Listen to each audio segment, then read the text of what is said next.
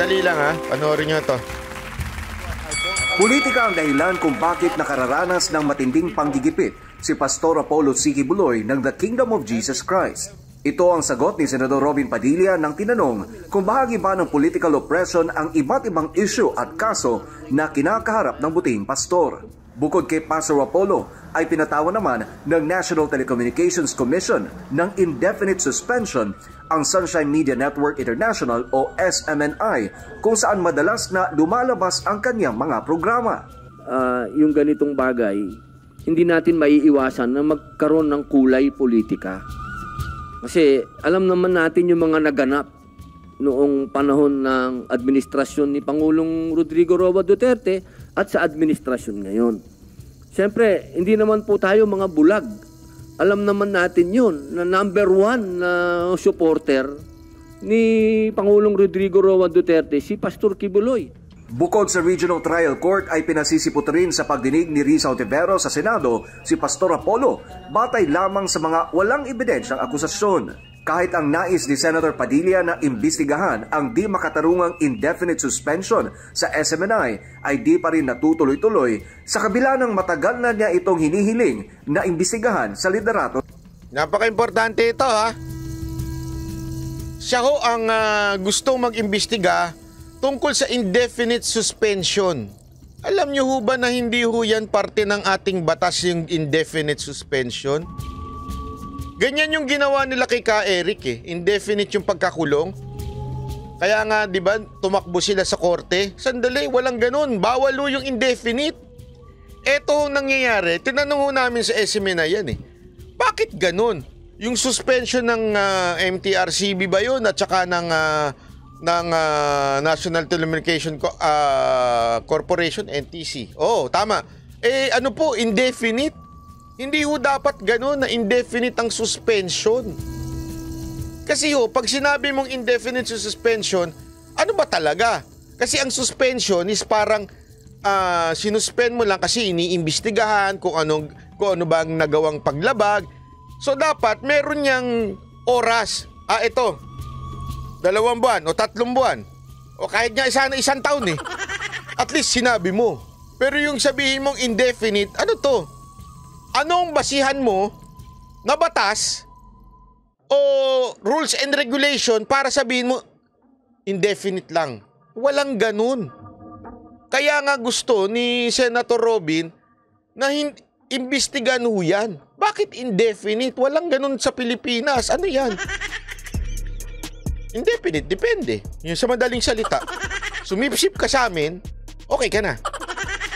Tumigil ka sa mga bana, tanggalin mo yung banateros, okay ka na, SMNI. O tanggalin mo yung mga bumibira sa amin dyan, okay ka na. Ganun ba indefinite suspension? Ako naman. Tinan mo ang mga nagsususpend pa sa kanila, it's all under the office of the President. Sana nga kung merong court order, pwede pa sana di ba? Parang, okay, sabi ng korte, wala tayong magagawa. Sila ho sila hong batas di ba? Pero ano bang papel ng executive branch? Nagpapatupad ng batas. Kaya nga to execute a law. Kaya nga niya sinasabi dito ni Senator Robin, sandali, ano yun natin to? Ihiring natin to. Anong batas ang nagsasabing indefinite sila dapat masuspend? Yun eh. Buti, alam nyo kaya matalino talaga ito si Senator Robin. Simple lang pero rock. Hindi, totoo po Tiyo, salamat po. Ng Senado. Ano na siya yung kaso ni Pastor kasi nag-domino na. Umabot na hanggang sa SMNI, Freedom of the Press na. Iisang programa lang yung sinasabi na nagkaroon ng pagmamalabis pero yung buong istasyon ng tinanggalan. Yung mga ganun ba? Tama yun, di ba? Kasi yun ang unang sinasabi nila, yung programa lang nila Ka Eric bakit hindi yun? Actually, meron niyang bago sila ngayon yung Pilipinas Kung Mahal na yun. Wala na yun sa ewan ko kasi nakaseparate siya Nakaseparate siya doon sa channel ng Sunshine Media at saka ng DZAR ba yun? Or something, sorry hindi ko alam. Makakalimutin lang, huwag kayo magagalit SMNI. Wala na siya dun nasa ibang channel na siya. So, ibig sabihin, kung yun talaga ang culprit o yun ang dahilan para isuspend ang SMNI, wala na siya eh. Eh, bakit nyo sinususpend pa rin? O, DZAR nga, tama nga ako. Ayun talaga. Yun na nga, wala na nga ho siya. Bakit pa ho siya tuloy-tuloy yung suspension? Ibig sabihin, hindi sila kay Eric ang problema. Hindi ho yung programa nila. O kahit nga yung pati yung gikan sa masa, nadamay. MTRCB, anyari.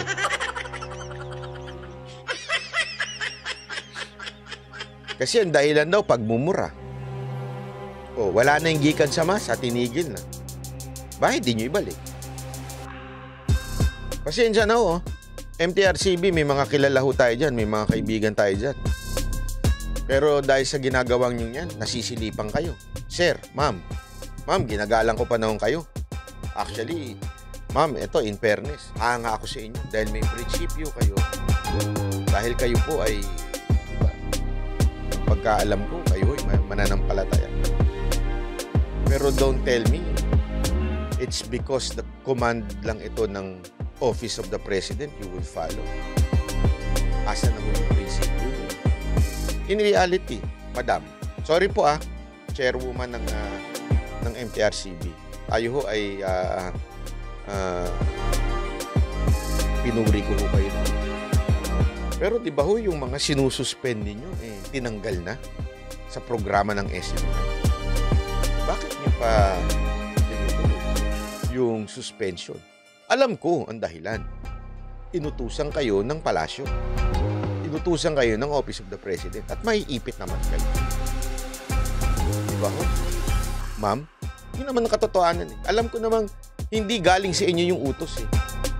Alam ko na galing ito sa taas. Diba po? Alam nyo? Do the supreme sacrifice. Alam nyo na ho ibig ko sabihin. Kung inutusan kayo ng hindi naman naayon sa inyong prinsipyo,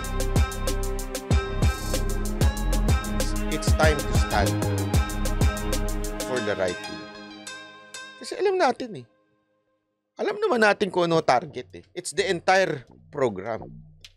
Huwag na nating sabihin naggikan sa masa lang o kaya yung isa pang programa, yung Pilipinas Kung Mahal. Wag lang ho yun. Kung yun lang, wala na sila eh. Bakit nyo pa rin tinutuloy? May problema ho tayo, MTRCB. Kahit saan ho natin silip-silipin ho ito, may problema ho tayo. Wala na hong ganun. Kami na lang ho maduming bibig dun. Kakapasok lang ho namin eh. So, ibig sabihin, hindi kami ang dahilan. Ayun, sabihin nyo lang. Hindi, sabihin nyo lang, madam.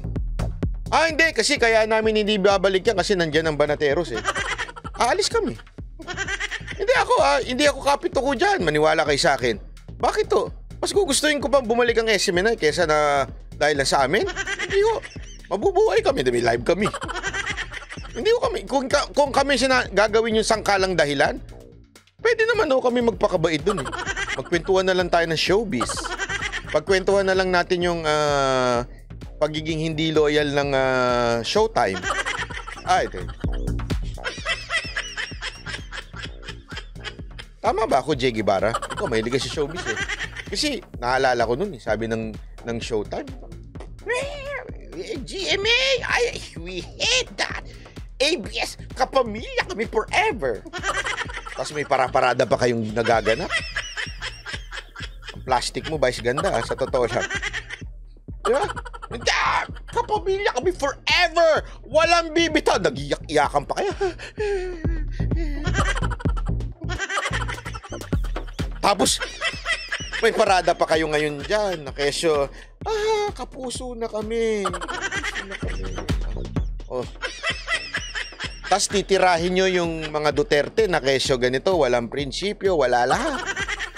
Anong tawag sa inyo?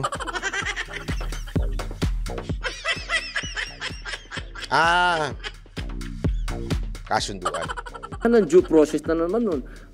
Sa totoo lang po, napakadaming issue sana na pwede nating pag-usapan sa hearing pero wala pa po, hindi pa na i-schedule ang hearing nito. Paalala naman ni Senator Robin na hindi dapat pinangingialaman ng politika ang relihiyon.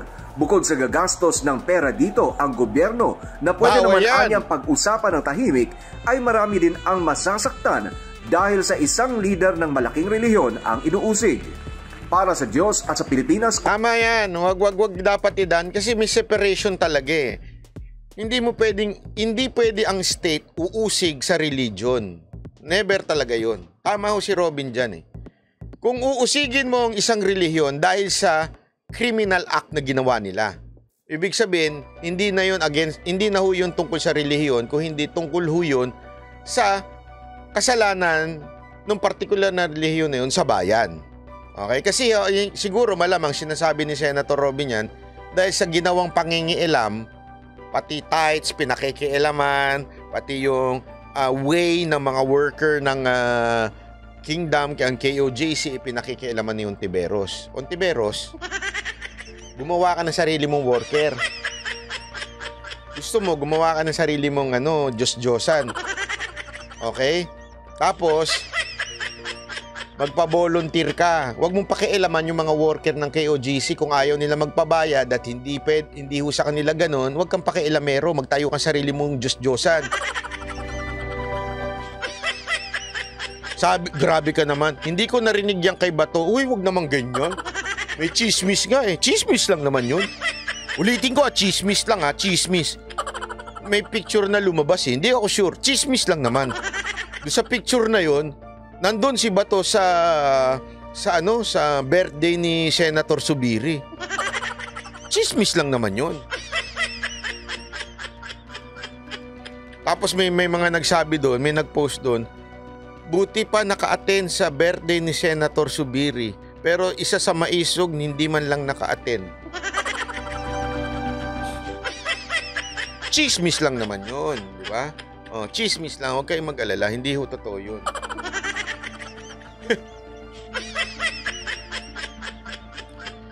Ay, nako. Hindi natin alam. Wag muna kayong gumawa ng istorya kasi baka hindi, alam mo, eto nag-uusap-usap kasi siguro sila ni Pangulong Duterte, si Bato, at saka sila Bongo, nag-uusap-usap yung mga yan. Kasi talagang ganun yan. Baka naman yun ang utos sa kanila ni Pangulong Duterte. So, intindihin nyo, baka sinabi ni Pangulong Duterte, dyan lang kayo, wag muna kayong sa politika, mas kailangan kayo dyan dahil darating ang eleksyon, kailangan nyo ng boto. Tandaan niyo, lawakan natin isip natin Lawakan natin isip natin. Hindi wag kagad husga tayo kay Bato. Bakit wala sila doon? Wag tayo kagad ganoon. Kasi nakikinig yan kay Pangulong Duterte. Wag tayo mas magmagaling na hindi na Duterte yan. Wag ganoon. Bakit to kanyo? Tandaan niyo, hindi pa tayo Duterte supporter. Tao na ni Duterte yan. Kaya wag tayo kagad husga kay Bato. Yun ang sa akin Okay? Hindi ko pinagtatanggol si Bato. Pero wag naman yung kakalimutan, bago pa tayo lahat sumuporta kay Pangulong Duterte, katabi na ni Pangulong Duterte yan si Bato. Hindi natin alam, baka naman meron silang usapan na wag ka munang sumama dito, baka marodtag ka, baka mawala ka sa Senado. Mahirap Pakinggan natin ang ating presidente. Sa tingin ko, hindi naman po gagalaw yan kasi yan ang mga close talaga. Ako sigurado ako ang close kay Pangulong Duterte, si Senator Robin, Bongo at si Bato. Yan talagang close na close. Ibig sabihin, yan? Naninindigan yung mga. Sabi ni Diego Latigo, bakit si Robin? Yun, may punto ka dyan. Hindi, kasi si Robin, hindi man siya nagpupunta, at least nagsasalita siya ng support for Kibuloy. Tama ka naman dyan. Diba? And we will see. We will see what would happen kung anong mangyayari. Pero may nag-comment dito kanina. Sabi kanina dito. Sabi nito ni isa kanina. Sa tingin mo ba, Natbay, si Tulfo ang pambato secret candidate ng mga Marcos? Ako tatanungin mo? Hindi ako naniniwala. Sorry magalit na kayo sa akin, pero may sariling mundo ang Tulfo Yung magkakapatid na yan. Sumasakay. ginagawa nila yan. Pero mas nakikita ko pang ano sila hindi sila totaling solve. Ako maybe iba-ibang inyong pananaw. Para sa akin po. Para sa akin po hindi sila hindi silang secret candidate. At eto, malabong pumayag si Romualdez. Malabo. Yung galaw ni Romualdez, yung ubos pera na ginagawa ni Romualdez, nako, hindi sila papayag. Hindi siya papayag na hindi siya ang kandidato ng mga Marcos. Yun ang sigurado ako. Ang laki na ho ng pinundar So, more or less, sa akin, may sariling galaw ng Tulpo. May sariling galaw din to si Romualdez. Si Romualdez, kontrolado niya ang pamilya Marcos. Sigurado ako dyan. Sigurado ako. Imposibleng mag-giveaway si Romualdez sa mga Tulpo. Napaka-imposible. Sa tindi ng investment na ginagawa ni Tambaloslos, hindi lang financially tandaan ninyo, political investment, name, talagang tinodo niya dito Imposibleng, hindi, sige ikaw na Tulpo. Malabo yan. Si Lisa ang may control, bay. Hindi. Ako ang may control si Romualdez. Maniwala kayo sa akin kasi matagal na hong ganyan yung eksena na yan Marami nagsasabi si Lisa. Pagdating mo sa mag-asawa, si Lisa. Pwede, tama kayo dyan. Pero pagdating sa political move ng mga Marcos, kahit noon pa, ang pinakikinggan nila si Romualdez. Siya ang gumagalaw sa political move ng mga Marcos. Sa mag-asawa, maaari si Lisa ang may say. Tama kayo dyan. Pero sa galaw ng politika ng mga Marcos, ang pinakikinggan nila noon pa, walang iba kundi ang mga Romualdez. Noon pa yan, ganyan na ho yan. Kaya hindi ho gumagalaw tingnan nyo, ito bakit lahat ng galaw ni Romualdez hindi masita ni Marcos? Utos niya yun. Siya may gusto nun Lahat ng galaw niya, isipin mo Kasi, kung ang may galaw niyan, si Lisa, hindi ho papayag na magpapasapaw yan kay Romualdez. Hindi ako, sa tingin ko hindi. Hindi magpapasapaw yan kay Romualdez. Ang sama, bit-bit hanggang ibang bansa, hindi. Galaw ni Romualdez yan, sigurado ko. Halatang halata. Itong mama na to, politiko na ito mula noon. Mas nauna pa yan kesa sa mga Marcos. Nagkataon lang naman politiko to si Bongbong dahil sa tatay niya Pero 'di ba, ano sabi ng kanyang tatay na nilaglag ni Amy?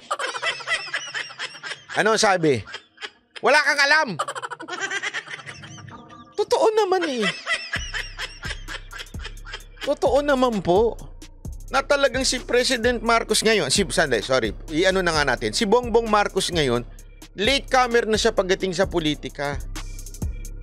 Mas nauna pa ang mga Romualdez dyan. Mas kilala na ho yan. Kaya nandun talagang galawan nila. Mas may tiwala ho sila. Kaya tingnan mo, hindi mo napapansin, halos lahat ng galaw ng administrasyon nakadepende sa Kamara. Tingnan nyo. Di ba? Ngayon, ipapatawag si Pangulong Duterte ng Kamara dahil doon sa Gentleman's Agreement. Ano sabi ni Marcos? Pansinin nyo to Ano sabi ni Marcos? Di ba tinanong siya, pananagutin mo ba si Duterte? Wala nga dokumento, paano natin pananagutin? Sa kanya, putak lang. Salita lang. Pero dito sa Kamara, iimbestigahan, patatawag. Nagets nyo? Naandun Naandun talaga yung command. Naandun yung pinanggagalingan. Ang dating, parang inuutusan lang niya. Pumitik ka. Ito yung anuhin mo. Tungkol sa Gentleman's Agreement, Secret Agreement. Tas kami na bahala. Ganun ang dating. Kami na bahala. Hanggang dyan ka lang. Kasi tinan nyo ano ending ng, ano ending ng sinasabi ni Marcos? Ano sinasabi niya? Di ba tinanong sa kanya kung didemanda siya o kung ano yung si Duterte? Wala naman dokumento. Paano natin siya mapapanagot? Di ba ganun ang sagot ni Marcos? O, ano sagot ng Kamara? Meron niyang balita, hindi ko lang mahanap eh. Nahanap ko kanina eh. Ang sabi ng Kamara, imbestigahan yan. Na andun, oh. Halatang-halatang yung galawan sa Kamara eh. Wala ho kay Marcos eh. Nandun yung galawan eh. Parang nauutusan lang eh. Parang naaano lang eh. O, ito, sanapin nga natin yan, ha. Sayang, hindi ko nakita, hindi ko mahanap eh. Ito na lang, ha.